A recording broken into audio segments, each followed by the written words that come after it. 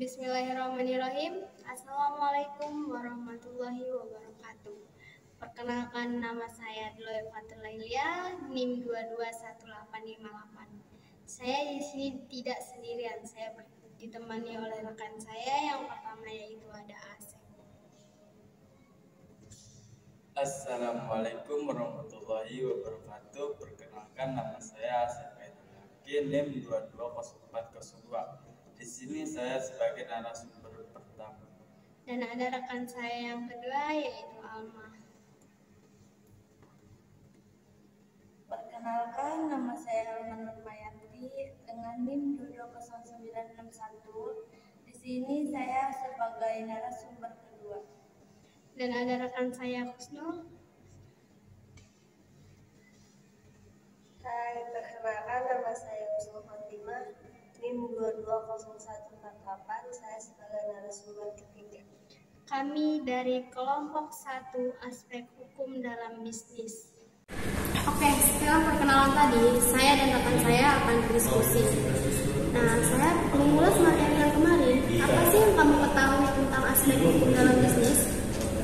Menurut saya, hukum bisnis adalah suatu perangkat kaidah hukum, termasuk bentuknya yang mengatur tentang tata cara pelaksanaan urusan atau kegiatan dagang, industri atau keuangan yang berhubungan dengan produksi atau pertukaran barang, atau biasa dengan memanfaatkan uang dari para elemen dalam risiko tertentu dengan usaha. Nah, apa saja sih peran hukum dalam kegiatan bisnis tersebut? Secara keseluruhan, keberadaan hukum bisnis akan menjamin fungsi keamanan mekanisme pasar, melindungi usaha terutama UMKM, dan memperbaiki sistem keuangan dan perbankan. Intinya, adanya hukum yang khusus mengatur aspek ini akan mewujudkan bisnis yang adil dan merata bagi semua pihak.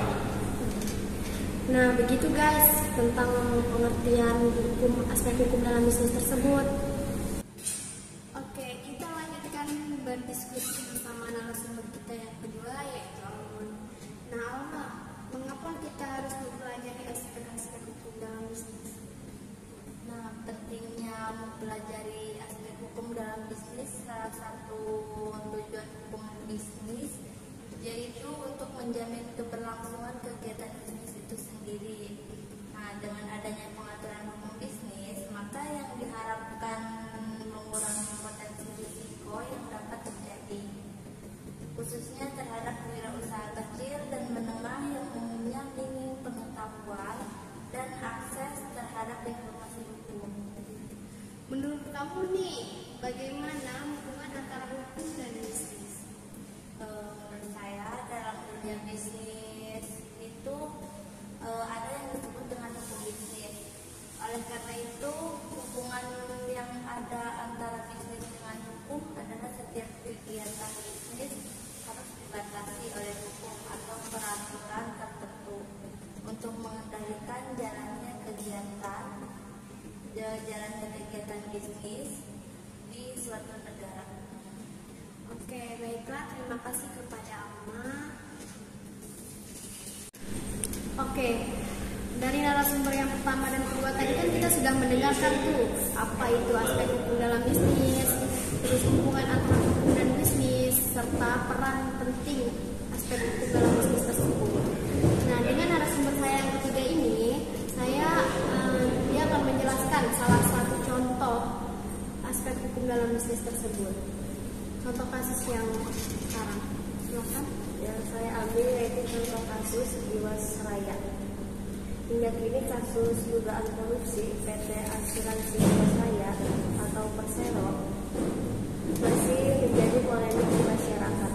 Kasus ini muncul ke permukaan setelah Rini Sumarno yang kala itu melamar sebagai Menteri periode 2014 sampai 2019 secara mengejutkan membuat laporan ke Kejaksaan Agung tentang dugaan korupsi dan penipuan. Tak hanya korupsi, dan penipuan Jiwasraya juga dianggap gagal memenuhi polis para nasabahnya. Akibatnya, dari berkas yang dibayarkan mulai tahun 2008 hingga 2018, transaksi kerugian yang dialami negara mencapai 17 triliun.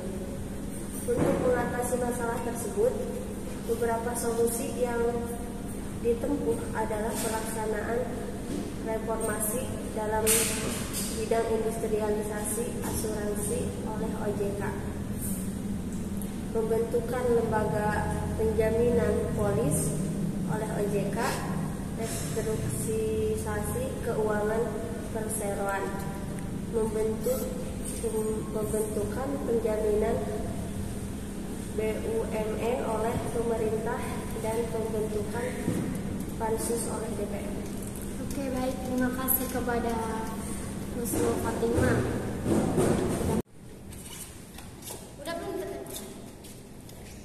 Baiklah, saya dan rekan saya di sini akan menyimpulkan dari contoh kasus yang saya sampaikan dengan rekan saya tadi. Nah, yang pertama yaitu pemerintah selaku pemegang saham PT Asuransi Jiwasraya segera cepat bertanggung jawab dalam penyelesaian kasus ini agar nasabah pemegang polis tidak dirugikan terlalu lama. Yang kedua, ada peran otoritas jasa keuangan agar diperketat dan teliti dalam pemeriksaan laporan keuangan anak perusahaan asuransi jiwa milik BUMN yaitu IPG Life. Yang ketiga, ada melakukan pemeriksaan kepada seluruh perusahaan BUMN khususnya di bidang asuransi terhadap kinerja dan tata kelola yang dilakukan. Jika ada yang penyimpanan agar diberikan sanksi yang tegas.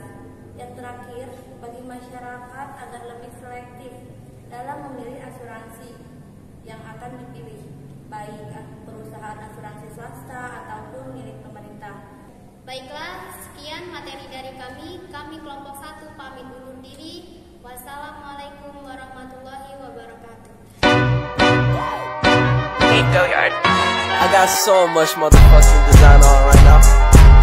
Break it down, bring it back, make it clap. I got 3 old thoughts, new guap, wear that thing. Bye-bye, see you. Wallah.